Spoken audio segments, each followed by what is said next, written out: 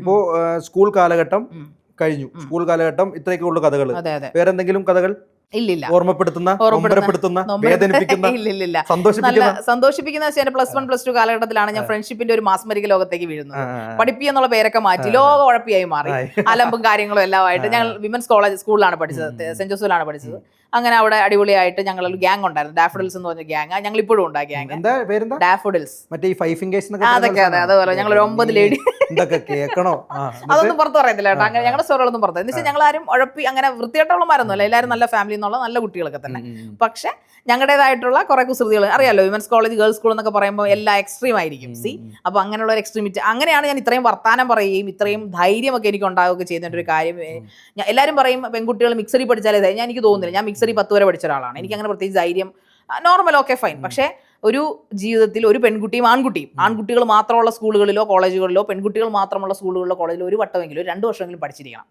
നമ്മുടെ സ്വഭാവത്തിന്റെ എക്സ്ട്രീം നമ്മളവിടെ കാണിക്കും. വേറെ നോക്കാനില്ല, വേറെ കേറാനില്ല. ആ ഒരു നമ്മളൊരു മനുഷ്യൻ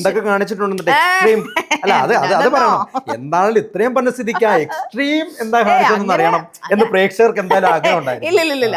അയ്യോ, ഞാൻ എന്റെ ചിരിക്കുന്ന നോക്ക പ്രേക്ഷകർ ഇപ്പൊ ആദ്യമായിട്ടായിരിക്കും കാണുന്നത്. ഞാൻ എപ്പോഴും കലിപ്പിയാണ്.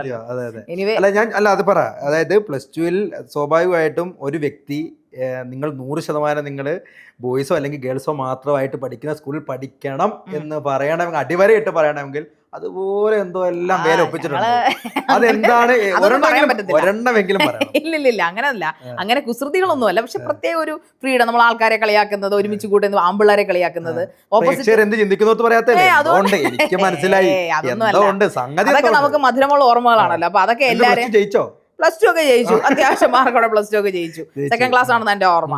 പിന്നെ അതിനുശേഷം ലോയ്ക്ക് പോകണമെന്ന് എന്റെ ആഗ്രഹം. എന്റെ ഭയങ്കര സ്വപ്നമായിരുന്നു ലോയ്ക്ക് പോകണമെന്നുള്ളത്. ഞാൻ കോച്ചിങ് ഒന്നും ഇല്ലാതെ തന്നെ വീട്ടിലിരുന്ന് പഠിച്ച് ഒരു ബുക്ക് മാത്രം പഠിച്ചിട്ട് ഞാൻ 530ാമത്തെ റാങ്ക് ഓൾ കേരള എൻട്രൻസ് എഴുതി ലോയിൽ കിട്ടിയ ആളാണ്. പക്ഷെ എന്റെ വീട്ടിലെ സംബന്ധിച്ചിടത്തോളം പപ്പ അന്ന് ഗൾഫിലായിരുന്നു. ഗൾഫിൽ എന്തോ ബിസിനസ് ലോസും കാര്യങ്ങളൊക്കെ ഉണ്ടായിരുന്നതുകൊണ്ട് സാമ്പത്തികമായിട്ട് കുറച്ച് ഞെരുക്കം ഉണ്ടായിരുന്നു. എന്നാൽ വേറെ വലിയ പ്രശ്നങ്ങളൊന്നുമില്ല.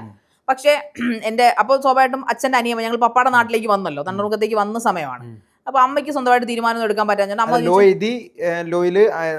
റാങ്ക് കിട്ടി. അപ്പൊ അലോട്ട്മെന്റിന് പോകണം, അലോട്ട്മെന്റ് പോയി അഡ്മിഷൻ എടുക്കണമല്ലോ. അപ്പം വീട്ടിലേക്ക് കോൾ കിട്ടുന്ന ഒരു സമയമാണ്, സിറ്റുവേഷൻ ആയിരുന്നു. 5 കോളേജിൽ ഏതെങ്കിലും കിട്ടുമായിരുന്നു. 5 വർഷം 5 year LLB ആണ്, അതല്ലേ നമ്മൾ +2 കഴിയുമ്പോൾ അതിനല്ലേ പോകുന്നത്.